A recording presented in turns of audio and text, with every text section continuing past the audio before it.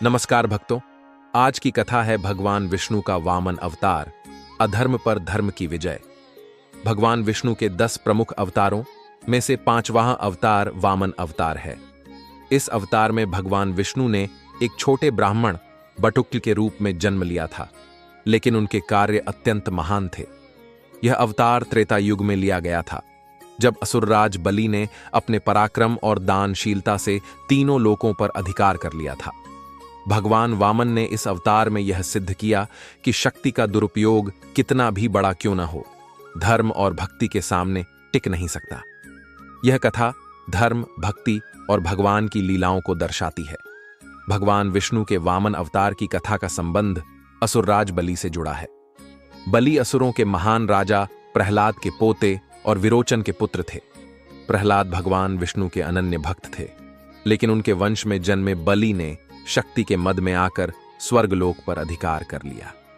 बलि की भक्ति, दानशीलता और वीरता के कारण दैत्यों ने उन्हें अपना राजा बना लिया। गुरु शुक्राचार्य के मार्गदर्शन में बलि ने अनेक यज्ञ किए, जिससे उनकी शक्ति निरंतर बढ़ती गई।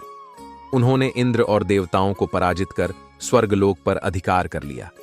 अब संपूर्ण तीनों लोकों, स्वर्ग, पृथ्वी और पाताल पर बलि का शासन था। देवताओं ने यह स्थिति देखकर भगवान विष्णु से प्रार्थना की कि वे उन्हें इस संकट से मुक्ति दिलाएं। देवताओं की माता अदिति अपने पुत्रों की हार से अत्यंत दुखी थीं। उन्होंने अपने पति महर्षि कश्यप से कहा, स्वर्गलोक असुरों के अधिकार में चला गया है, क्या अब धर्म का नाश हो जाएगा? महर्षि कश्यप ने अदिति को पयोव्रत नामक व्रत करने का सुझाव दिया। यह व्रत करने से भगवान विष्णु प्रसन्न होकर उनकी इच्छाओं को पूर्ण करेंगे। अदिति ने कठिन तपस्या की और भगवान विष्णु प्रकट हुए। उन्होंने कहा, माता, तुम्हारी भक्ति से मैं प्रसन्न हूं। मैं स्वयं तुम्हारा पुत्र बनूंगा और देवताओं को उनका अधिकार वापस दिलाऊंगा।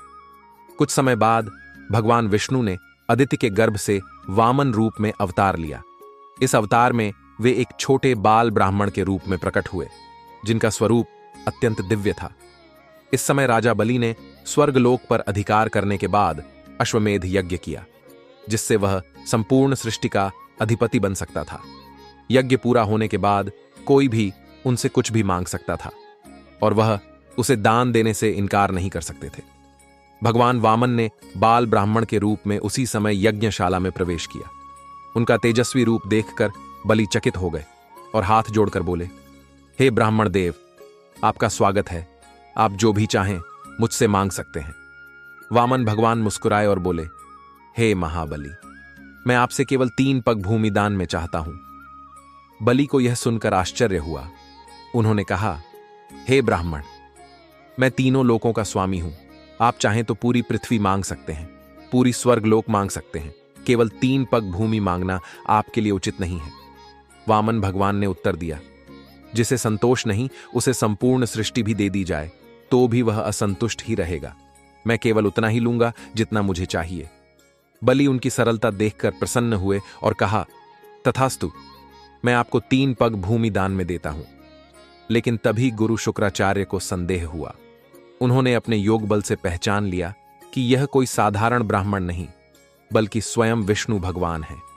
उन्होंने बलि को सावधान करते हुए कहा, राजा बलि, यह ब्राह्मण बालक कोई साधारण याचक नहीं है, यह स्वयं विष्णु है। यह तुमसे तुम्हारा सारा राज्य छीनने आए हैं। लेकिन बलि अपनी दानशीलता और वचन पर अडिग थे। उन्होंने कहा, हे गुरुदेव, यदि यह भगवान विष्णु हैं, तो मुझे स्वयं भगवान को दान देकर कृतार्थ होना चाहिए। गुरु शुक्राचार्य ने क्रोधित होकर बलि को शाप दे दिया कि वह अपना राज्य खो देगा।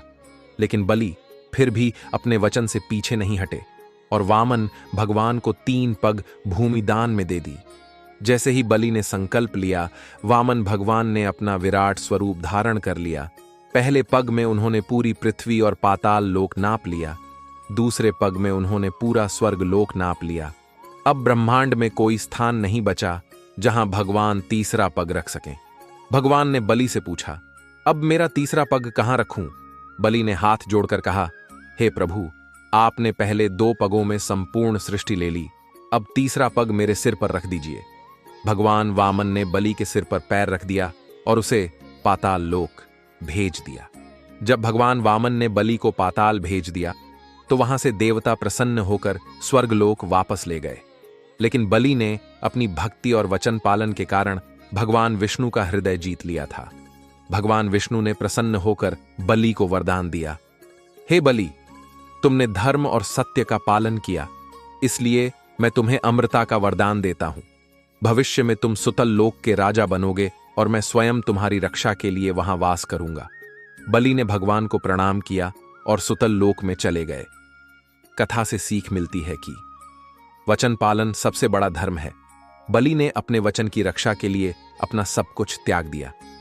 बलि महान योद्धा थे, लेकिन उनका दान और भक्ति उन्हें अमर बना गई।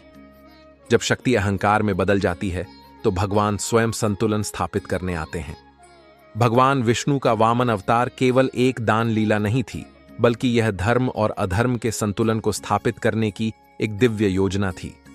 इस कथा से हमें सीखने को मिलता है कि सच्चा धर्म सदा जीवित रहता है और जो दानवीरता और भक्ति के मार्ग पर चलता है वह स्वयं भगवान की कृपा का पात्र बन जाता है। बोलिए श्री हरि विष्णु भगवान की जय।